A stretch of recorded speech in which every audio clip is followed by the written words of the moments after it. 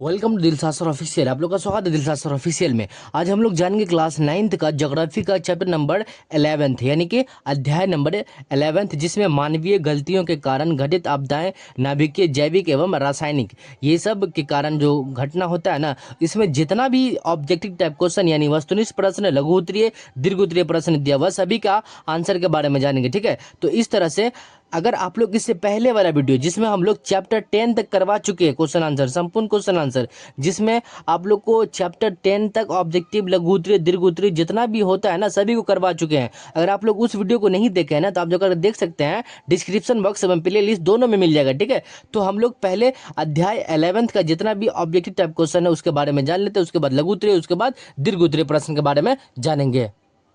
तो देखिए 11 चैप्टर में जो है वस्तुनिष्ठ प्रश्न जो दिया हुआ है, तो सबसे पहला क्वेश्चन है कि इनमें से कौन परमाणु ऊर्जा केंद्र है। ये जो है ना परमाणु ऊर्जा केंद्र है कैगा। ऑप्शन नंबर क हो जाएगा कैगा इसका आंसर। ठीक है, उसके बाद दूसरा क्वेश्चन है कि हिरोशिमा किस देश में। ये क्वेश्चन इंपॉर्टेंट है। हिरोशिमा किस देश में, तो हिरोशिमा जो है जापान देश में पड़ता है। ठीक है, हिरोशिमा जापान देश में पड़ता है। जो सबसे पहला परमाणु बम गिराया गया हिरोशिमा पे 6 अगस्त 1945 ईस्वी को। ठीक है, अगला क्वेश्चन है कि परमाणु विस्फोट से बचने के लिए सर्वप्रथम प्रत्येक चिन्ह का विकास करने का क्या है, यानी कि किसने किया। कहने का अर्थ है कि परमाणु से विस्फोट से बचने के लिए जो है प्रत्येक चिन्ह का विकास किसने किया था, तो आंसर में लिखिएगा कि कैलिफोर्निया विश्वविद्यालय ने। कैलिफोर्निया जो विश्वविद्यालय है पूरे वर्ल्ड में जो फेमस है कैलिफोर्निया विश्वविद्यालय, उन्होंने ही किया था। तो इस तरह से वस्तुनिष्ठ प्रश्न 3 ही दिया हुआ था, तो तीनों के बारे में हम लोग जान लिए। अब हम लोग लघु उत्तरीय, तो देखिए लघु उत्तरीय का परमाणु ऊर्जा क्या है, ये पहला क्वेश्चन है। और भी क्वेश्चन है इसमें, तो पहले हम लोग परमाणु ऊर्जा के बारे में जान लेते हैं, परमाणु ऊर्जा क्या है। ठीक है, अब हम लोग पहले परमाणु ऊर्जा के बारे में जान लेते हैं, उसके बाद अगला क्वेश्चन के बारे में जानेंगे। ठीक है, तो पहला क्वेश्चन क्या कि परमाणु ऊर्जा क्या है, तो आंसर में लिखिएगा कि परमाणु ऊर्जा वह ऊर्जा है जो परमाणु के नाभिक के विखंडन या संलयन से प्राप्त होता है।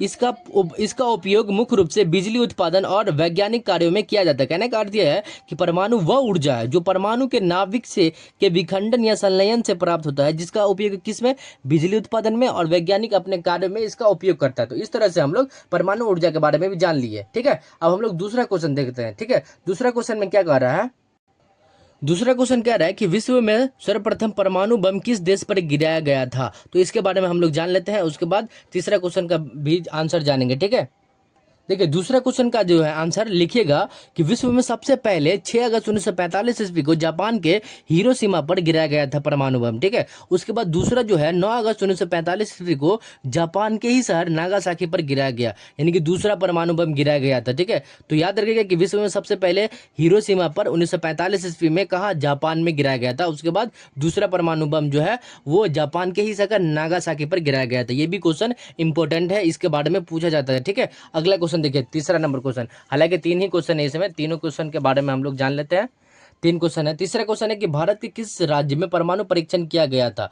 ये भी क्वेश्चन इंपॉर्टेंट है कि भारत के किस शहर में जो है ना परमाणु परीक्षण किया गया था, तो इसके बारे में हम लोग जान लेते हैं। ठीक है, तो भारत के राजस्थान राज्य के पोखरन यानी कि जैसलमेर में परमाणु परीक्षण किया गया था। पोखरन जो है ना राजस्थान का एक शहर है पोखरन, वहाँ जैसलमेर में परमाणु परीक्षण किया गया था। तो इस तरह से हम लोग लघु उत्तरीय प्रश्न का आंसर के बारे में जान लिए। अब हम लोग जो है ना दीर्घ उत्तरीय प्रश्न के बारे में जान लेते हैं। ठीक है, दीर्घ उत्तरीय का पहला क्वेश्चन है कि रेडिएशन से क्या क्या हानि होता है, मनुष्य पर पड़ने वाले प्रतिकूल प्रभाव की जानकारी दे। ये क्वेश्चन इंपॉर्टेंट है कि रेडिएशन से क्या क्या हानि होता है, मनुष्य पर पड़ने वाले प्रतिकूल प्रभाव की जानकारी दे दो। देखिए आपका इसका जो आंसर है ना आपको स्क्रीन पर नजर आ रहा होगा, आप लोग इसका स्क्रीनशॉट भी ले सकते हैं, अपने नोटबुक फेयर में लिख सकते हैं। ठीक है, अगला क्वेश्चन देखिए कि परमाणु ऊर्जा से क्या लाभ है, वर्णन करें। ये क्वेश्चन काफी इंपॉर्टेंट है कि परमाणु ऊर्जा से आपको क्या लाभ मिलता है, वर्णन करें। तो इसका आंसर भी आपको स्क्रीन पर नजर आ रहा होगा,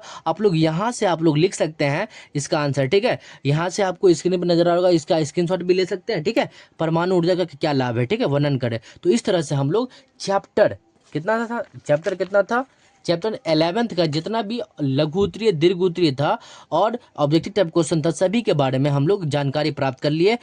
मुझे उम्मीद है कि आप लोग को यह वीडियो अच्छा लगा हो। अगर अच्छा लगा हो तो जरूर लाइक कीजिएगा और चैनल पर नहीं तो चैनल को जरूर सब्सक्राइब कर लीजिएगा। मिलता है नेक्स्ट वीडियो, तब तक के लिए जय हिंद, जय भारत।